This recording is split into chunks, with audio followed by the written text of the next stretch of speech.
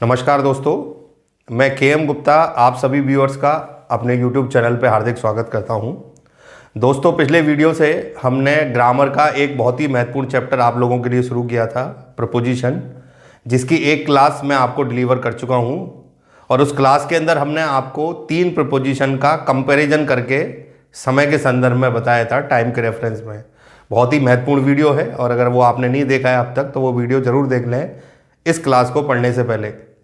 तो आज के इस वीडियो से हम अल्फ़ाबेटिकल ऑर्डर में प्रपोजिशन को शुरू करने जा रहे हैं। जैसा मैंने कहा था कि फर्स्ट पॉइंट के बाद आगे जितने भी होंगे वो सब हम अल्फ़ाबेटिकल ऑर्डर में प्रपोजिशन का अध्ययन करेंगे। जितनी भी प्रपोजिशन होती हैं और उनके खास खास जो उपयोग होते हैं उनके ऊपर हम चर्चा करेंगे। वीडियो शुरू करने से पहले दोस्तों आपको याद दिलाना चाहूँगा, अगर आपने हमारा ये चैनल अब तक सब्सक्राइब नहीं किया है तो इसे सब्सक्राइब कर लें, जिससे कि जितने महत्वपूर्ण चीज़ें हम आपको पढ़ा रहे हैं या डिलीवर कर रहे हैं वो आप तक समय पे पहुंचती रहें।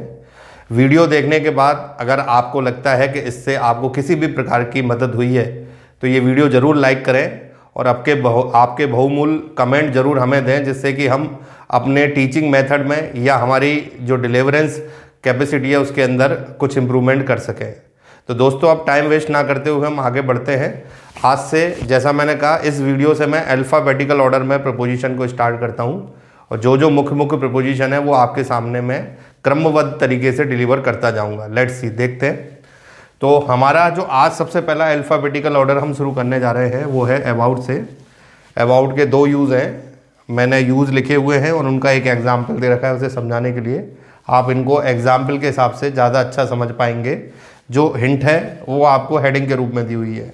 तो अबाउट का पहला यूज़ होता है किसी इमीडिएट एक्शन को बताने के लिए, कोई भी काम तुरंत शुरू होने वाला हो उसे बताने के लिए। जैसे हम क्लास में बैठे होते हैं, क्लास का बेल बज जाता है तो तुरंत हमारे दिमाग में आ जाता है आपके भाई क्लास स्टार्ट होने वाली है। मान लीजिए हम किसी ट्रेन में बैठे हैं तो हमें ये रहता है कि सिंगल ग्रीन होती है, ट्रेन चल देगी। तो हमारे लिए जैसे ही हमें सिंगल दिखा, हमने कहा भाई अब ट्रेन चलने वाली है। हम किसी मीटिंग में बॉस का इंतजार कर रहे हैं, बॉस आ गए तो हमने कहा भाई अब मीटिंग शुरू होने वाली है। तो ये मान लें कि कोई भी काम इमीडिएट स्टार्ट होने वाला है तो वो अबाउट से बताया जाता है। तो मैंने एक एग्जाम्पल लिखा है यहाँ पे, the final match about to start in a few minutes. तो यहाँ पे इमीडिएट एक्शन को दिखाया जा रहा है। सेकंड जो यूज़ है इसका, टू रेफर ए टर्म, मतलब किसी भी संदर्भ में, किसी रेफरेंस में आप कोई भी बात कर रहे हो तो ये बताने के लिए। जैसे आपसे कुछ पूछ रहा है कोई व्यक्ति, तो आप उसकी बात नहीं समझ पा रहे हो तो आप बोलोगे किस मतलब से आप ये बात कर रहे हो या किस संदर्भ में ये बात कर रहे हो। तो वो कहेगा मैं आपकी परीक्षा के बारे में, आपकी हेल्थ के बारे में, आपके करियर के बारे में आपसे कुछ पूछ रहा हूँ। तो वो आपको फिक्स कर देगा कि भाई मैं इस टर्म में आपसे बात कर रहा हूँ। तो रेफर ए टर्म हम किसका यूज़ कर सकते हैं? अबाउट का। जैसे एक एग्जाम्पल है, I am talking about my future plan. तो कहने का अर्थ है कि यहाँ पे फ्यूचर प्लान को लेके एक टर्म रिप्रेजेंट की गई है, जिसलिए लिए किसका यूज़ किया गया है? अबाउट। तो अबाउट के 2 उपयोग हमने यहाँ पे कंप्लीट कर लिए, दोनों का अलग अलग मैंने आपको उपयोग बता दिया। अब हम आगे बढ़ते हैं, अगली प्रपोजिशन की ओर चलते हैं और उस प्रपोजिशन के उपयोग हम यहाँ देखने की कोशिश करेंगे कि उसको हम किस तरीके से आपके सामने डिलीवर करते हैं और आप उसका कितना बेनिफिट उठा पाते हैं। तो नेक्स्ट जो अल्फ़ाबेटिकल ऑर्डर में आपके प्रपोजिशन हम लेने जा रहे हैं, दैट इज एबव। तो एबव का जो यूज़ है वो क्या है आपके लिए, वो यहाँ पे आप समझ लें। एबव का सबसे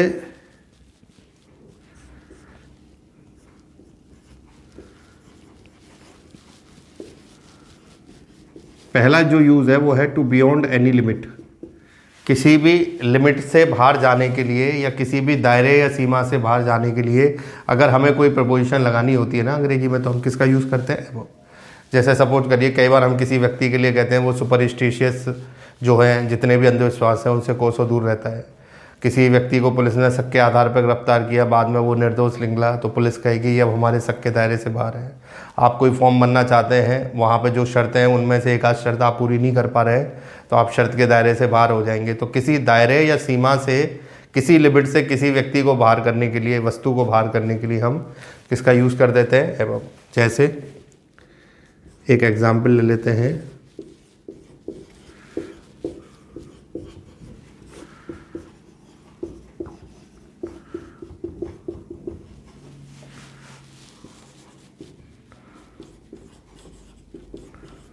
ये इसका फर्स्ट एग्जाम्पल हो गया। यहाँ पे हमने एक लिमिट को तय किया है, उसके लिए हम यहाँ पे किसका यूज़ कर रहे हैं, एबव का। तो सेकंड,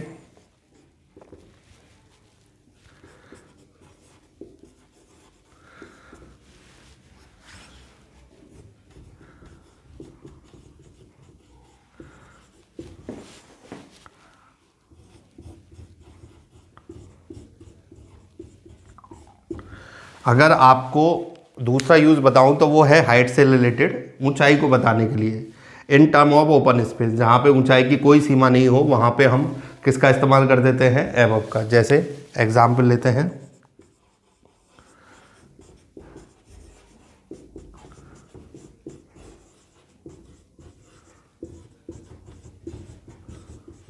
ये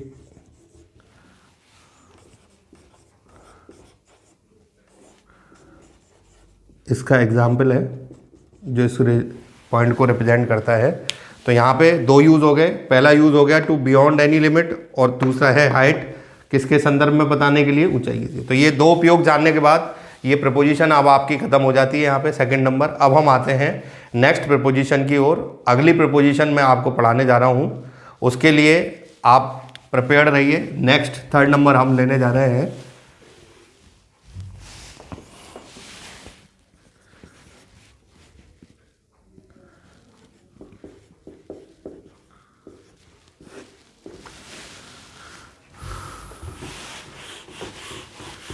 आफ्टर आपकी अगली प्रपोजिशन है। आफ्टर के उपयोग हम अगर बात करें तो नंबर 1, सबसे पहला जो यूज़ होता है इसका,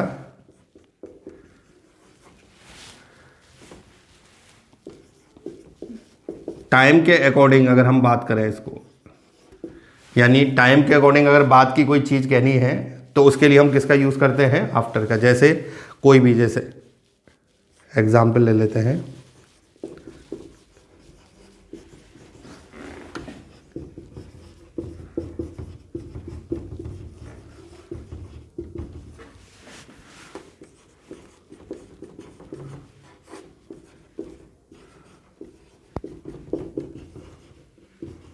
मतलब टाइम के हिसाब से कोई भी चीज़ बाद में हो रही है, तो ये मैंने इसीलिए लिखा है टाइम के अकॉर्डिंग अगर बाद की चीज़ बतानी है। जैसे मैंने एग्जांपल दिया, the test match will start again after a short tea break. Second number, अगला जो यूज़ लेने जा रहे हैं हम, ये है ऑर्डर के अकॉर्डिंग। ऑर्डर के अनुसार कोई भी चीज़ अगर हमें बात के क्रम में बतानी है तो उसके लिए भी हम किसका यूज़ कर सकते हैं, आफ्टर का। जैसे मैं आपको बताऊं, अल्फ़ाबेटिकल ऑर्डर में हम कहते हैं सी बी के बाद आता है, बी ए के बाद आता है, 10-9 के बाद गिनती करें तो यहाँ पे कहीं भी roll number, merit, rank, alphabetical order, किसी भी क्रम में अगर कोई चीज़ अगर बाद में आ रही है तो उसे बताने के लिए भी हम किसका यूज़ करेंगे, आफ्टर का। जैसे इसका एक जनरल एग्जाम्पल दे देता हूँ।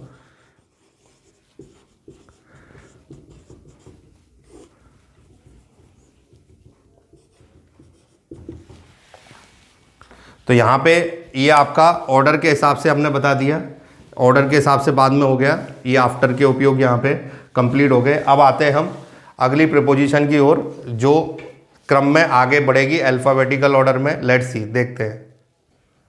तो दोस्तों अब हम आगे बढ़ते हैं अल्फ़ाबेटिकल ऑर्डर में अगली प्रीपोजिशन के साथ हम हाजिर हैं।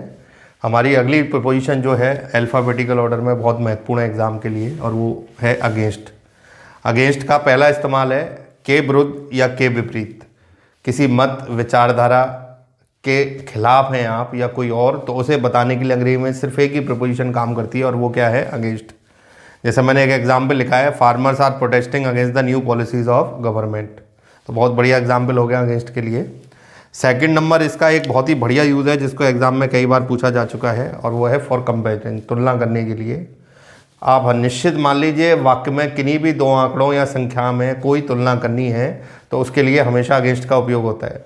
जैसे आप अखबार में पढ़ते हैं, कोई भी पन्ना उठा लें, इस साल बोर्ड में पिछले वर्ष की तुलना में ज़्यादा विद्यार्थी परीक्षा देंगे या बैठ रहे हैं।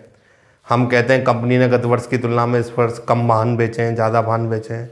बारिश पिछले वर्ष के मुकाबले इस वर्ष कम हुई है, ज़्यादा हुई है, तापमान कल के मुकाबले आज कम है या ज़्यादा है।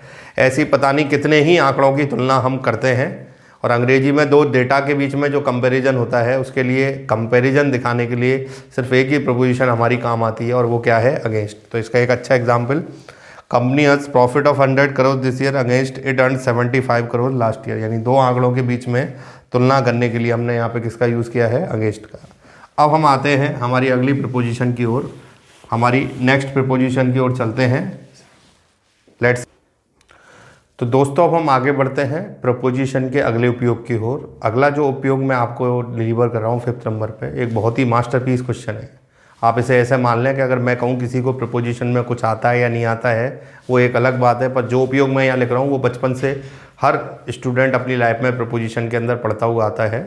और वो प्रपोजिशन का ऐसा यूज़ है जिसे हम कॉमन यूज़ कह सकते हैं, और वो है अमोंग और बिटवीन में अंतर। ये दो प्रपोजिशन इस तरीके की हैं जिनके बीच में हर एग्जामिनर क्वेश्चन पूछना चाहता है। इन दोनों का अर्थ बिल्कुल सेम है। संख्या को वितरित करने के लिए इनका यूज़ होता है, के बद्ध में या के बीच में कर देते हैं। अब आपको ये ध्यान रखना है कि अगर वो संख्या स्पष्ट रूप से दो की दे रखी है किसी भी तरीके से, तो वहाँ हम किसका यूज़ करेंगे? बिटवीन। जैसे मैं कहूँ वृद्ध आदमी ने संपत्ति दो बेटों के बीच में बांट दी, तो बिटवीन यूज़ हो गया। अब मैं कहूँ 3 में बांटी, तो अमोंग। तो ये दो तो इस तरीके से है। और अगर मैं ये कहूँ सभी बेटों में बांट दी, संख्या नहीं दे रखी है, तो उस स्थिति में भी हम किसका यूज़ करेंगे? अमोंग का।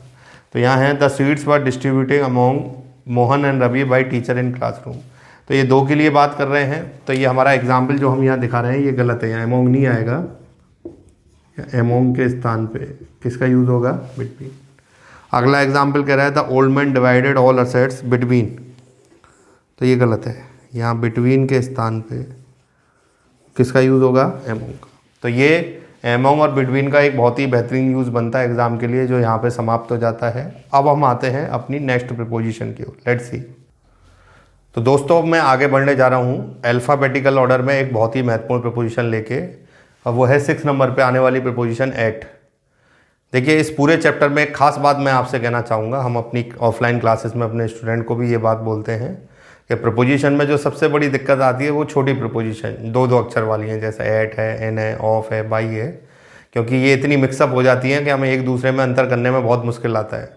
तो आप जितने भी ये छोटे छोटे यानी दो दो अक्षर वाले प्रपोजिशन हैं, इनके ऊपर थोड़ा सा विशेष ध्यान रखना, जिससे कि आपको आगे चल के कोई दिक्कत ना आए। तो मैं बहुत क्लियर करने की कोशिश करूंगा आपको। मेरे पॉइंट जो हैं वो बिल्कुल स्ट्रेट फॉरवर्ड हैं, जिससे कि आप उन्हें इस्तेमाल कर सकें। मैं कोई भी भ्रमित करने वाली चीज़ आपको डिलीवर नहीं करूँगा जिससे कि आपको एग्ज़ाम में दिक्कत आए। तो ऐड का जो मेरा पहला उपयोग है वो टाइम को दिखाने के लिए मैंने आपको चार्ट जो बनवाया था पिछली क्लास में, ऐड, इन और ऑन का समय के संदर्भ में उपयोग बताने के लिए। तो मैंने ऐड के उपयोग 3 जगह बताए थे समय के संदर्भ में। एक सबसे पहले क्लॉक टाइम के लिए, दूसरा नून नाइट और मिडनाइट से पहले, और तीसरा था हॉलीडे पीरियड्स को रिप्रेजेंट करने के लिए। तो यहाँ ये चीज़ हम पहले पढ़ चुके हैं। चूँकि हम पूरी प्रपोजिशन दोबारा पढ़ रहे हैं, तो यहाँ पे मैंने ऐड का टाइम के रेफरेंस में एक एग्जाम्पल दे दिया है। ये क्लॉक टाइम को शो करता है। सेकंड नंबर है किसी उम्र या अवस्था को बताने के लिए, एज या जीवन की कोई भी स्टेज को बताने के लिए। जैसे हिंदी में बचपन, जवानी, बुढ़ापा ऐसे होता है हिंदी में, तो हम ऐसे कह देते हैं। अंग्रेजी में childhood, youth age, young age, old age कहते हैं। तो ये दो चीज़ें किसी कार्य के लिए अगर हम बताना चाहेंगे तो हमेशा एड से बताएंगे। जैसे मैं कह रहा हूँ यहाँ पे everybody can cast vote at 80 years in our country. यहाँ कह रहा हूँ she left her study at childhood due to poverty. तो दो ऐड के मैंने यहाँ बहुत अच्छे एग्जाम्पल आपके सामने रखे हैं। अब हम आगे अगले इसके उपयोग बताते हैं आपको ऐड के। Let's see. दोस्तों अब हम आते हैं ऐड के दो और महत्वपूर्ण उपयोग लेके आपके सामने। अगला जो यूज़ है इसका 3rd नंबर पे, किसी व्यक्ति या वस्तु को पॉइंट आउट करने के लिए। कहीं 4-5 दोस्त मिलकर कहीं घूमने जा रहे हैं, कोई चीज़ उनको अच्छी सीनरी नज़र आ गई, तो एक दोस्त ने इशारा कर कहा भाई लुक एट द सीनरी। तो किसी व्यक्ति या वस्तु की ओर पॉइंट आउट करना हो, इशारा करना हो, इंगित करना हो, या किसी का ध्यान आकर्षित करना हो, तो वहाँ हम एट लगाते हैं। जैसे मैं कह देता हूँ I am laughing at him. तो ये इस व्यक्ति को मैंने पॉइंट आउट किया है एट से। किसी अभी अगले यूज़ पे आते हैं 4th नंबर पे, प्राइस या रेट, किसी व्यक्ति की कीमत या दर तय करने के लिए। जैसे मैंने लिखा है the petrol is now available at 80 rupees पर लीटर इन दिल्ली। तो ये यहाँ पे कीमत या दर को दिखा रहा है, जिसके लिए हमने किसका यूज़ किया है? एट का। दो और अच्छे इसके यूज़ हैं जिन्हें देख लें हम, उसके बाद फिर हम अगली प्रपोजिशन की ओर बढ़ेंगे। Let's see. तो दोस्तों अब मैं ऐड के 2 बचे हुए उपयोग आपके सामने डिलीवर करने जा रहा हूँ। दोनों बहुत अच्छे यूज हैं और स्ट्रेट फॉरवर्ड यूज, जिन्हें आप एग्जाम में डायरेक्टली बिना ऑप्शन के इस्तेमाल कर सकते हो। ऐड का हमारा जो अगला उपयोग है वो स्पीड यानी गति को दिखाने के लिए है। जैसे मैंने लिखा है, the fastest train runs in our country at 150 kilometre per hour. किसी भी चीज़, वस्तु की गति, व्यक्ति की गति दिखाने के लिए हम ऐड लगा सकते हैं। लास्ट यूज आता है इसका 6 नंबर, टेम्परेचर यानी तापमान को शो करने के लिए। जैसा मैंने यहाँ लिखा है, the water boils at 100 degree Celsius. तो ये यहाँ ऐड टेम्परेचर को क्या कर रहा है, शो कर रहा है।